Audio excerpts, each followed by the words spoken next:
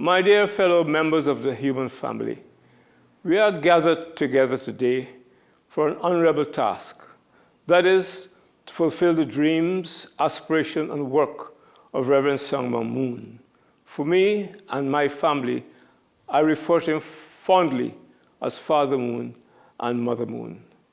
Their task has been and continues to be world peace, but more particularly to secure peace in the Korean Peninsula. This is a noble task, particularly one looks at the background of the division in Korea. You remember that as the end of the difficult, stressful World War II in 1945, the Korean people were under the heels of the steel management of the Japanese. When the Japanese were defeated because of the Cold War and the challenges of the superpowers, beloved Korea was divided into the North and South.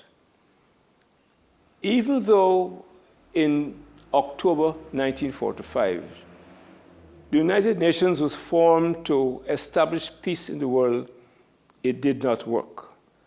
And only the theology, the wisdom, the perspicacity of Father Moon, we recognize as the only answer, the only solution to bring peace to a troubled world. To bring peace, we need to ignore the mantra of a famous European leader who postulated that the best way to preserve peace is to be prepared for war. That has never worked. Father Moon has taught us to be kind to each other, to treat the brother as one treats himself.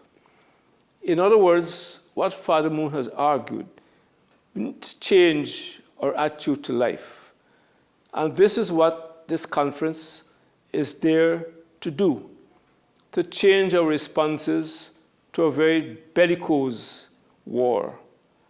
Because no one can deny the fact that after 1945, which took the lives of 70-odd million human beings, the world has been troubled with fighting in Vietnam, Korea, and in every theater of operation in our world. You know why? Because the world leaders will not listen to the words of Reverend Sung Myung Moon. I ask, therefore, at this conference, we seek to do what we can, wherever we live, north, south, east, or west, in the hamlets, in the towns, on the countryside, to prevail upon our families, our communities, to listen to the wisdom of Reverend Sung Myung Moon. If that penetrates, if that saturates the world, we can be sure of a peaceful world, not only in the Korean Peninsula, but the world in which we live. Unless we have peace, we cannot share the bounty of God's gifts to us. And this has been the challenge of leaders all over the world. We can talk about the various treaties. It has never worked. When the great leaders met in Potsdam and Yalta in 1945 to bring peace to the world, it did not work. Let us therefore, at this conference, make a giant step forward to make the Korean Peninsula a peaceful place.